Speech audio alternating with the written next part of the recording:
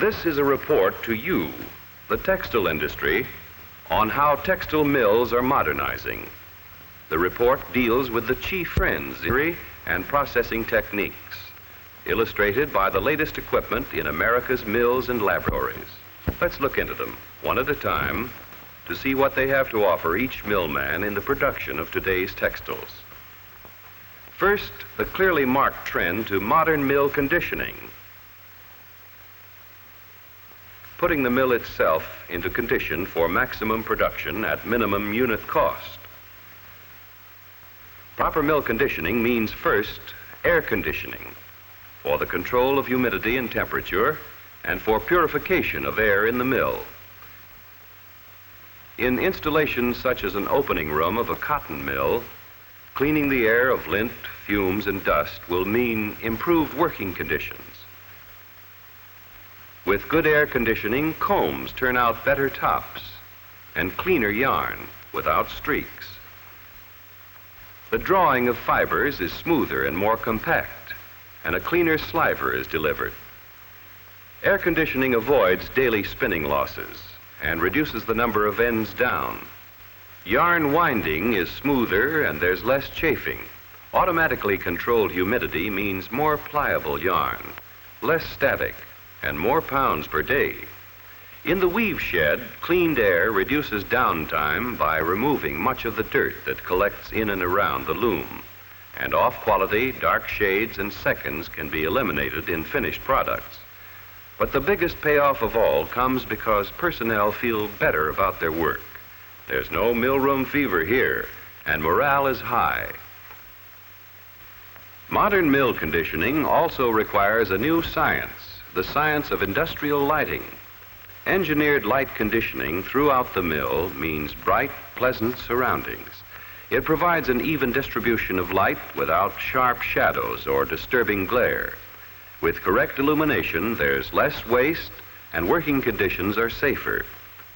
In certain types of very fine work, special illumination makes the spotting of defects quicker.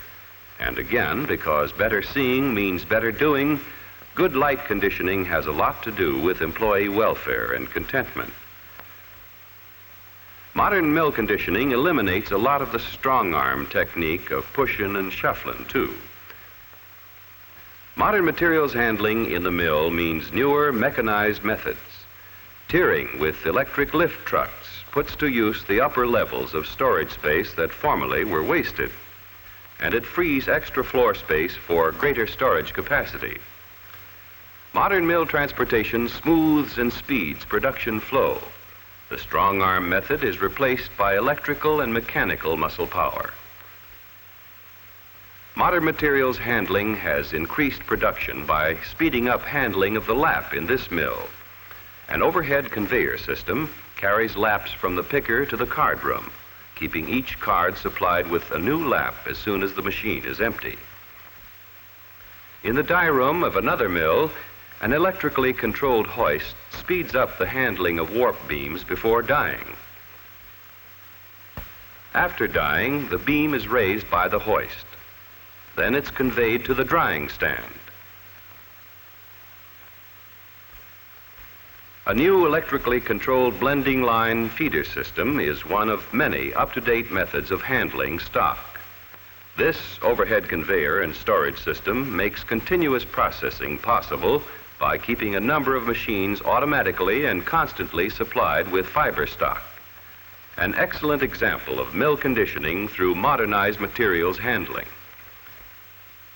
And finally, mill conditioning means modern electric power distribution. Highly dependable electric power is generated at the powerhouse and then carried over transmission lines to the mill. Alert millmen are turning to modern unit substations for reliable, low-cost distribution of mill power. The unit substation, shown here in scale model, is a new self-contained package for carrying power to centralized industrial control units for your production equipment. Modern indoor control centers save floor space, maintenance is less, and it's flexible for easy expansion later on. Where low voltage power is supplied, up-to-date switchgear with draw-out circuit breakers and adequate interrupting capacity protects both equipment and personnel, lessens stops in production due to blow-ups. Capacitors, too, will help you to increase the capacity of the lines in your mill. The expert advice of your power supplier may mean real savings through the use of modern power distribution equipment. Thus, mill conditioning includes air conditioning, modern lighting, up-to-date materials handling, and better electric power distribution. 4 basic steps in conditioning your entire mill for lower unit cost production. Power at the point of use is the second big trend in mill modernization. On cards, for example, this means that you can apply electric motors where they will do the most good, right at the machine itself. Compared with the old line shaft drive, individual motor drive is cleaner and more flexible. There is no jungle of belts to maintain. Starting is easier. Speed is more uniform. And of course, working conditions are safe. With individual drive, machines such as these knitters can be arranged to save floor area, and the machines turn out a product that's a lot cleaner. Power at the point of use is also illustrated by this winder. By replacing a single motor with 2 motors, yarn tension became more uniform, and winder speed was increased. Result, output went up more than 1/3. Here's a rayon spinning frame powered by individual motors. Each bucket spinner has its own motor. The rotor shaft of the motor is the spindle. Another motor operates the godets and the pumps. Still another operates the traverse motion. The result is efficient machine operation and high production of uniform yarn, even when there's some unbalance in the cake.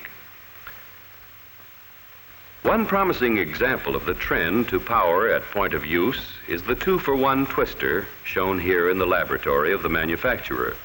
This twister will apply 2 turns of twist for every, and at the same time will increase spindle speed about 20%.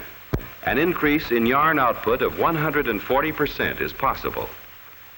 An individual motor will be used on each spindle. By slowing down the usual 14,000 RPM speed of the motor, we can see the double twist to each single revolution of the motor and the spindle shaft. The speed of all spindles will be electrically synchronized. This tensometer shows how closely tension and twist are automatically controlled within the machine. So the 2-for-1 twister is a modern example of new mechanical design coordinated with the electric motors right where they're needed. Power at the point of use. Higher controlled speeds is another production and processing trend that affects almost all phases of the industry. In spinning, higher controlled speeds are being achieved by a pilot installation of an adjustable speed drive for spinning frames. Although final details of this drive are still in the developmental stage, there is encouraging evidence that spinning frames will be able to turn out more yarn than ever before. With a constant speed motor, yarn tension varies, of course, limiting the speed of spinning. But with the new adjustable speed control, note how tension is constantly kept at its ideal maximum, and the machine always runs at the maximum safe speed for each phase of the spinning operation. With this device, spinning frames already in service can deliver more yarn per day at less cost. Here's a full-fashioned hosiery knitter that illustrates the trend to higher controlled speeds. An electronic brain automatically regulates more than 100 successive speed changes during the 45-minute knitting cycle, and it controls these speed changes so closely that there's no hunting or overshooting, and no bothersome gallop. At every stage, the fastest safe speed is provided, and the finished product is very, very well made. The product, that is. Another kind of knitting machine A circular knitter also is controlled electronically. A push of a button at the start of the shift, and the nylon stocking knitter automatically makes the welt with reinforcing yarns, knits the sheer leg, reinforces the heel with extra yarns, then the foot and the toe. A complete seam-free stocking in 17 minutes. And this goes on all day long, automatically. The operator simply comes around to collect the stockings and replace the yarn packages. A new warper drive is another example of the trend to higher control speeds. This drive will handle yarns of any fiber or filament, no matter how delicate they are, because speed is controlled electronically. Yarn tension is uniform, for yarn speed is kept constant within 0.5% throughout the doff as the beam diameter increases. Yarn breaks are headaches in any man's mill. Constant tension reduces them, so there aren't so many stoppages. Slasher drive can now be accurately controlled through the use of amplidyne generators and a slasher control panel. The day of depending on the old feel and guesswork is long gone. Automatic control of both tension and moisture means that the slasher can supply the weave shed with beams of even density, wound with more uniform, stronger warps, warps with exactly the right moisture content. Here's another example of higher controlled speeds.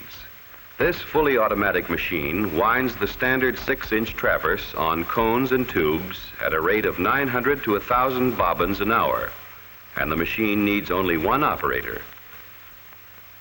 The portable warp tying machine does its job in 1/3 of the time required by hand twisting in, and 1/8 of the time required by hand drawing in. It will tie warps for similar patterns but different colors just as easily as it will tie identical patterns. The machine works directly behind the loom, so there's no need for removing, transporting, and resetting your weaving element, and loom downtime is cut. In a few minutes, you're ready for the next loom. In rug weaving, electronic drive on an Axminster loom permits properly controlled speeds. The wides can operate at its highest control speed when in production. Electronic drive means controlled acceleration and deceleration. The result? Better rugs and more of them. The need for higher control speeds brought about the development of this cotton loom that runs 24% faster than the older one it replaced, but turns out 40% more cloth. This jump in production isn't due entirely to the jump in speed. The loom has larger diameter beam heads, it uses a bigger filling package, and you can count on it for long, steady service. This loom is equipped with an individual drive motor. New, completely enclosed loom drive motors are smaller, but they deliver the same amount of power. Motors of this type include this one with a built-in flywheel, shown here with the cover removed. These motors may be equipped with a synthetically insulated cable that prevents shorts, fire, and production delay. A significant development in the trend to higher production speeds is this new weaving machine. It uses individual picks in the filling instead of the usual continuous filling. No bobbin winding here, very little wear on the warp, and you get uniform filling tension. A modern example of higher controlled speeds. Finer quality control is another important trend in today's textile making methods. For better quality sliver, less fly, and an improved product, there's the vacuum card stripper. In this device, there's no brush to touch the clothing. The vacuum stripper has cut direct stripping costs and at the same time boosted output. The modern pin drafter includes even the very shortest fibers as it levels out and reduces the fibers. It will hold the uniformity of this 30s yarn closely to half a count. This finer control of quality can result in a saving of as much as 35% in the final cost of the product. The machine is used here for worsted yarns, but it will also handle synthetics or blends. In knitting, finer quality control requires correct tension as the yarn is fed from the beam. A new electronic beam let-off control for tricot knitters has been developed to regulate warp tension. This control permits tension in both hand operation and running operation.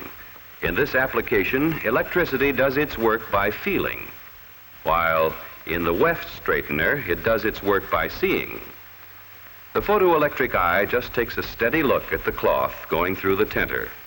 When it sees skew, it sets it true, and it will do this even when the tenter is operating at top speed.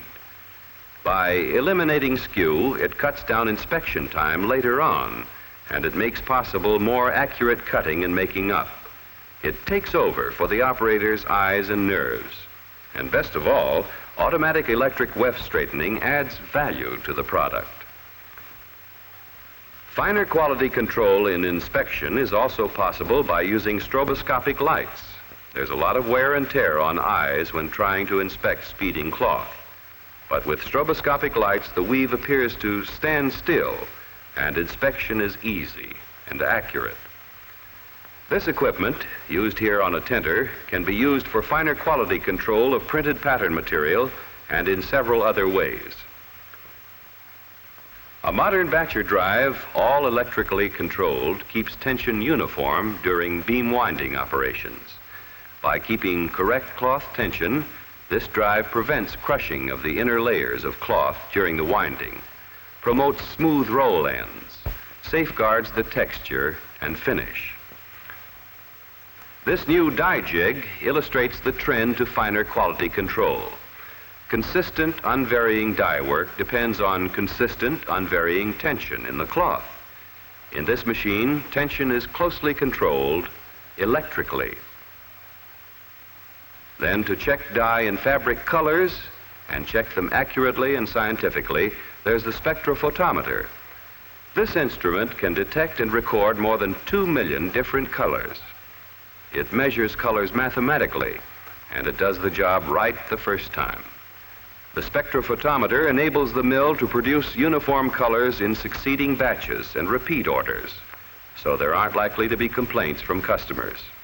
It permits exact matching to international color standards, and the answer is always graphically recorded. Still another instrument for finer quality control is the electronic tensile tester. By compensating for instrument and cloth characteristics, it gives a smooth test at a constant rate of stress, so it's really accurate. This accuracy is made possible by applying automatic electronic control to the pendulum-type tensile tester. For finer quality control of either fiber or roving, an air orifice system of measurement is proving successful. Here is this instrument in a laboratory. Measuring by air pressure the thickness or thinness of a section of cotton roving. Finer quality control here, as in many other processes, helps the mill produce better textiles. Another trend, the trend to new processing methods, is getting a lot of attention from progressive millmen. For example, there's the new technique of infrared radiant heating. Infrared lamps are already doing a multitude of processing jobs. Setting starches, drying rayons, pre-dyeing fabrics, drying impregnations, dehydration and sanforizing, drying thread after slashing, carbonizing wool, drying printed cloth, curing dyes. A different type of heating, dielectric heating, is shown here in a twist setting operation. No kinks allowed in these tire cords.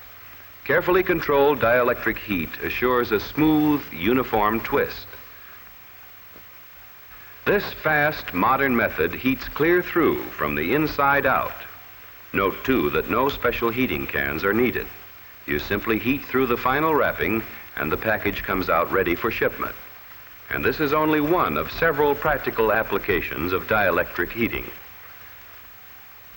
Non-woven fabrics illustrate this trend to new processing methods. For example, this material is made by blending cotton and rayon fibers, then bonding instead of weaving them. Then there's an entirely new and different process of making pile fabrics of great density and with long-wearing qualities. With this method, flock is propelled electrically onto cloth backing that has been coated with adhesive. The fibers hit the backing squarely and stick, forming a thick, durable pile. Plain pile fabric for shoes can be made by this process. So can embroidery material, automobile rugs, and fabrics for other applications. From the trend to new processing methods, let's turn to the final chapter in this report. Continuous processing, one of the most important production and processing trends in the textile industry. Range operation, continuous processing with two or more machines operating in tandem as a common length of fabric moves through them without interruption. The basis of efficient range operation is the electrical system of coordinating the relative speeds of individually powered units. The range will accelerate quickly. It will decelerate smoothly and run steadily with just the right fabric tension automatically maintained at each individual unit. The electric drive will provide speeds as fast as processing techniques will allow. A compensating gate is one of the most commonly used control devices for the coordination of range speed and fabric tension. Another type of automatic control uses the photoelectric eye to scan a loop in the fabric. Or so-called soft motors can be used where the warp of the fabric is strong enough itself to act as a control belt and thus slow down or speed up the motors for correct tension. This is the principle of electrically coordinated adjustable speed range drive, continuous processing for bleaching, washing, dyeing and soaping, printing and plain finishing. In actual range operation, each length of fabric receives identical treatment, so uniformly higher quality of product is assured. The handling of material between machine units is done away with, and in-between losses are reduced. Continuous processing cuts down power and maintenance costs, and production is increased.